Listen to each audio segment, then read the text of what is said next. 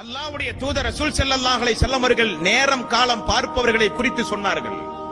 இந்த நாள் சரியில்லை, அந்த நாள் சரியில்லை, இந்த நேரம் சரியில்லை, அந்த நேரம் சரியில்லை, இந்த மாதம் சரியில்லை, அந்த மாதம் சரியில்லை என்று. கால நேரத்தை எவன் குறை கூறுகிறானோ அவன் அல்லாஹுவை நோவினை செய்கிறான். ஆதமுடைய மகன் காலத்தை குறை கூறுவதன் மூலம் என்னை நோவினை செய்கிறான். அல்லாஹ் சொல்வதாக நபிகள் நாயகம் ஸல்லல்லாஹு அலைஹி வஸல்லம் அவர்கள் சொன்னார்கள். காலம் என்பது என்னுடையது, நானே காலத்தை இயக்குகிறேன். அல்லாஹ் சொல்வதாக ரசூல் ஸல்லல்லாஹு அலைஹி வஸல்லம் அவர்கள் சொன்னார்கள். காலத்தையும் நேரத்தையும் நாளையும் வாரத்தையும் மாதத்தையும் வருடத்தையும் தீர்மானிப்பவன் அல்லாஹ். அவன் சொல்லுகிறபடி அவன் இயக்குகிறபடி தான் இந்த உலகத்தில் ஒவ்வொரு உயிர் ஜீவராசியும் இயங்கியாக வேண்டும். அவனை மீறி இந்த உலகத்தில் எந்த உயிர் ஜீவராசியும் இயங்கவே முடியாது.